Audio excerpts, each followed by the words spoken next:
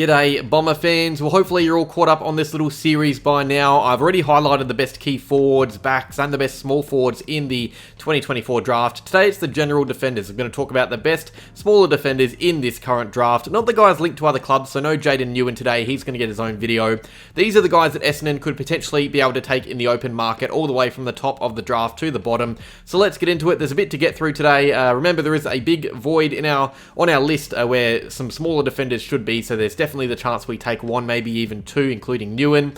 Make sure you subscribe to the channel to see my other videos and stay tuned because next up we will be talking about midfielders and then it's onto the ruckman. But let's get into this video first. Starting up the top of the tree with Tobie Travaglia. This is a fantastic talent, really talented player. He's fantastic to watch as well. He's just a joy. He's a really fun and hard at it defender. I can see him playing on a wing later on. The only way we get him as a club is if we trade up to get him, so expect him to land somewhere else, but clubs are going to be lining up for him. This is a 187cm defender that plays above his sides. He can intercept in the air, but is still so fast and dynamic on the ground. He's a really good defender, really competitive, but just as fun with ball in hand. He loves to take on the game, he loves to run and carry, he uses his legs for good. This guy isn't just athletic, he is genuinely a player who uses his athleticism in his game, which you don't always see. Travaglia is one of the top 10 or so best players in the draft, so we will not be getting him, but I'm very keen to see him grow as a player. Allan, now he's not entirely a defender, he plays mostly defence, but he's also shown plenty in the midfield as well, and up forward a little bit on the wing too. He's by far the best WA player, he's captained his state, he's captained his club, so he's a born leader. Not just a good player, but he's also a leader and a competitor, which is good. He's such a good contest player, he throws his body around and protects the ball really well with his body. He also explodes out of contests, which is why he's been trialled in the midfield a bit, and he's got a really good stab kick on him too around the ground. Allan is a good size, 191cm, but he can play on smaller forwards. Mid-sized forwards are his bread and butter. He'll start his career in defence, I reckon, playing on those mid-sized forwards, and he could well slide past Caco's bid for us to trade up and take, but I doubt he's still on the board if West Coast and Freo are choosing. WA player, so they will be trying to get him local born. I'm not as scared for go home factor here just because he seems like such a mentally strong kid. One of the players I really admire the most from a leadership point of view. I like Allan a lot, but I doubt we have a look at him. Alright, we're getting close to our range here. Harrison Oliver. I'd say he's pretty much the same blend of player as Archie Roberts. He's a halfback flanker, really good at reading the ball and finding it to rebound. He's a lovely kick of the footy. He's a really, really nice user. I really love watching him wheel and go. Left footer, by the way. They're always better kicks to left footers. But not just that, he's just also a tough nut. Like Roberts, he is tough and clean, and that's a great blend to have. It's really easy to romanticize a culture change through a player like Oliver because he works hard, he uses the ball well, he's hard at it. These are the basics that us fans are asking for a lot. I really think he'd be a more popular player at our team than Roberts, to be honest. He's a very similar player, but I really do think Oliver is a gem of a defender. I rate him a lot higher than most. He's in the 20s for me, whereas others have him lower. I just think he brings a lot to whatever team he's in. Even if he wasn't tough, the kicking alone would be a fantastic draw card to draft him. He's one of the very best kicks in this draft. He's right up there with the best kicks. I'd say maybe top 5 or 6 best users of the footy, and that is probably being a bit harsh. This is someone who you try and get the ball in the hands of even early in his career. He is elite by foot and just looks a really good defender. Lachie Jaques, another good user of the footy. Plenty of good ball users here for you guys. He plays a similar way. He roams around halfback and intercepts. I actually prefer Jaques in the air though over guys like Oliver. I think despite him being 184cm, you can almost trust him to make a contest or read the flight better than someone taller than him. He's primarily a rebounding defender, but he can definitely be trusted defensively too. A bit more height and he will improve out of sight, I reckon, so watch out for that.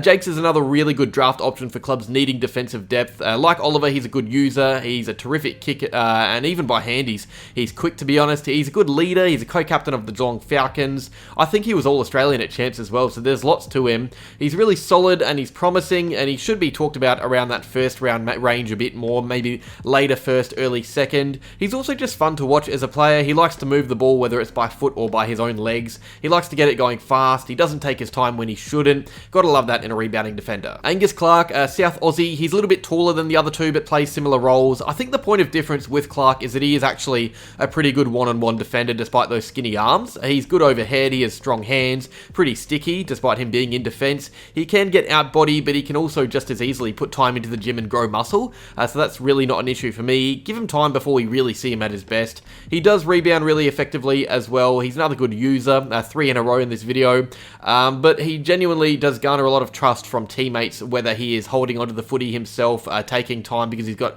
a high IQ. He's also been swung up forward to kick goals as well, keep that in mind. But down back is a no-brainer for me. I just think he fits as that Mason Redmond type defender. He's the same size and style. Clarke has plenty to improve on, but that's more promising if anything. I don't think he plays AFL too early, maybe not at all next year, but when he does play, he probably keeps his spot in a team. He looks solid both defending and rebounding, which I like. Some later picks now. Jaxon Artemis, a hard-running rebounder that can also push up onto a wing. He's one of the fittest players in this draft. He's aerobically gifted and works hard with that tank. He uses it for good.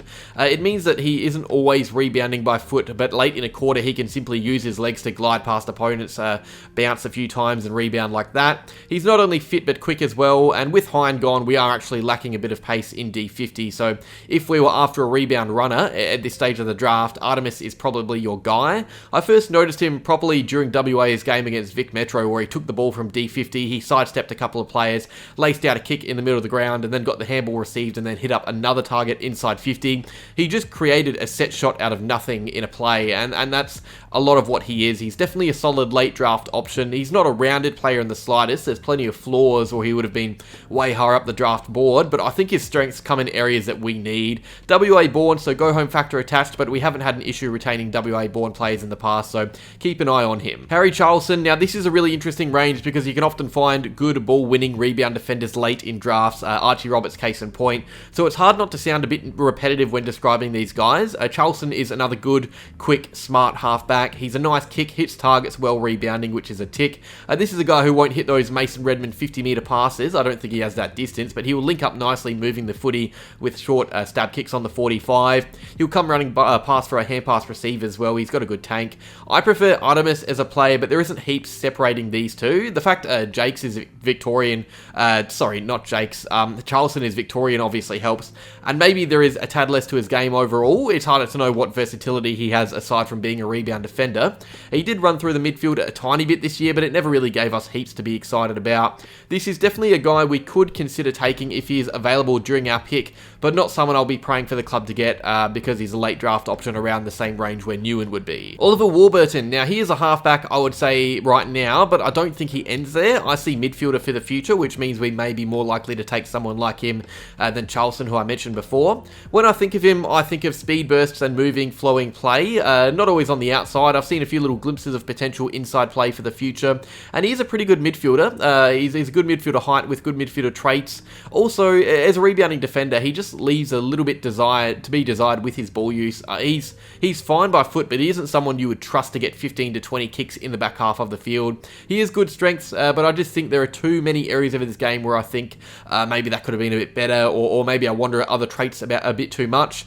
I've seen good games from him, but those games are never really completely dominant or game-changing like we've seen from pretty much everyone else in this list so far. I think he's more of a rookie option, if I'm being honest. Blake Leidler is another late draft option, probably rookie again, to be honest. He had a pretty strong season with Oakley off halfback, but didn't do enough to be given a spot in Vic Metro's team for champs. He used that to put together some good end-of-year form, though. That's always good. You don't always have to play champs footy to get drafted. He had some promising lockdown games, which was good, so he wasn't always getting heaps of the ball. Sometimes he was being tasked with watching a dangerous forward and did well to hold them down, and often this range of the draft is where you find good lockdown backs as well. I'm not saying he's that player, but it should be noted that you don't always get your Mark Bagulys from pick 10 to 20 or 30. They come later. I think he's another one we probably see slide to the rookie draft, though. And finally, let's end with another South Aussie, Jett Hasting, just a solid performer, so he doesn't go out and catch eyes. He's someone that won't be a highlights reel player at AFL level. He just goes out and tries to get the job done. He's very fit, 6:30 2-game time trial, that is very good. He's played a fair bit of midfield too, but in fact he won the best on ground medal at his under-18 grand final in the midfield, and I think he managed 30 touches in the prelim as well, so he's shown he can win the ball in that midfield, but at higher levels he's played in defence, and that is where he lined up for SA in champs, and he had a low-key pretty good carnival. He didn't get talked about enough. He's definitely more of a rookie option though. I doubt clubs pick him up early. It shows that second to third round could be gold, but it fades away its hat after that. And that is that. Those were the 10 best smaller, or I guess general defenders of the 2024 draft. It's not an amazing year for the backmen, but it's likely we have a think about picking up one anyway, even with Newen, just because we have some holes down there. And as you can see from this video, there are set to be quite a few available for us with our later picks, or we trade up to get someone, who knows. That is all for today though. Cheers for watching. Make sure you comment down below who you like the look of the most out of these guys. Like if if you enjoyed, subscribe if you're new to the channel, and as always, go Bombers.